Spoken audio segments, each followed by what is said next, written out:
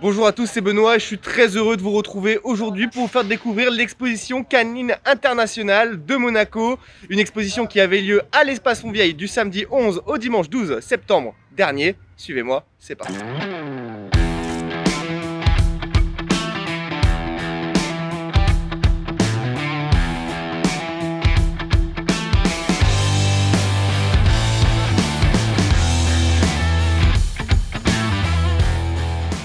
C'est une des expositions les plus prestigieuses au monde. De par son historique, c'est l'une des plus anciennes, c'est la princesse Charlotte qui a l'initiative de l'exposition en 1927, mais aussi de par la qualité de ses juges et des chiens qui sont présentés. On y retrouve des maîtres et des éleveurs d'expérience, avec des chiens parmi les plus beaux au monde. J'ai eu l'occasion de rencontrer Laurie et Mathis, propriétaires de Saïko, qui a remporté le prix de champion de Monaco dans sa catégorie. Je suis allé leur demander comment est née chez eux cette passion pour les expositions canines et comment prennent-ils soin de leurs chiens lors de ces mêmes expositions. Nous sommes particuliers. Voilà, nous présentons un Akita américain de 13 mois. Il s'appelle Saïko. Il vient de l'élevage Crave Addict. Ces éleveurs, qui sont nos amis maintenant, nous ont transmis la passion des expositions canines. Et donc du coup, ils nous financent, ils nous suivent presque dans toutes les expositions qu'on fait. Notre loulou, il aime ça, on aime ça. Les éleveurs aiment ça, donc ça fait une pierre deux coups. Avant de défiler, nous, en fait, notre routine, entre guillemets, quotidienne des expositions, c'est que on le sort de sa petite housse, de sa petite cage en tissu. On le stimule, on le conditionne, on le brosse, on passe un petit coup, on prend une petite friandise pour l'appâter, pour qu'il se mette en mode de travail. On lui met bien sûr son collier d'exposition, sa laisse de travail, pour vraiment qu'il se repère, qu'il sache que là maintenant il faut travailler. Et donc voilà, c'est notre routine quotidienne.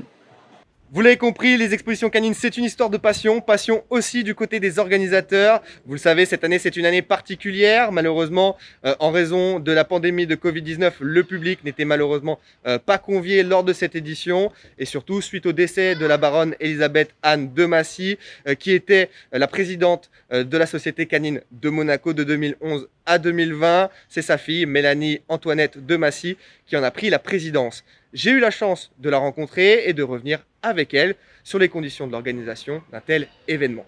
Oui, c'est une année très particulière.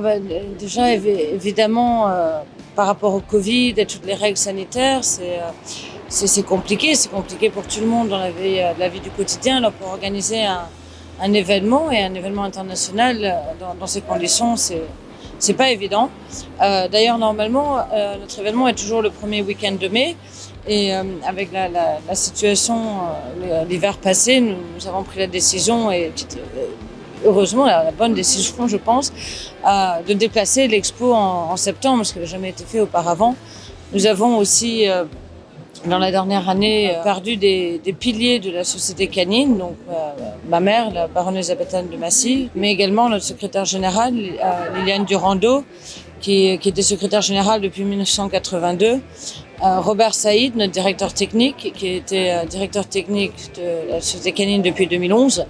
Et donc, à part Monsieur Kondo, commissaire général de l'exposition, et moi-même, c'est une équipe nouvelle qui n'avait pas organisé l'exposition avant. Donc, écoutez, nous essayons d'être dynamiques, nous essayons de faire le mieux, et en pensant aux personnes qui nous ont quittés, mais c'est une édition vraiment particulière, et je pense que tout le monde l'a ressenti, et je suis très fière de ce que nous avons réussi à faire, et je tiens vraiment particulièrement à remercier mes collaborateurs, Monsieur Colomb, dont je parlais tout à l'heure, mais aussi ma trésorière Sandrine Balédier, qui est nouvelle et qui a été extraordinaire depuis plus d'un an maintenant.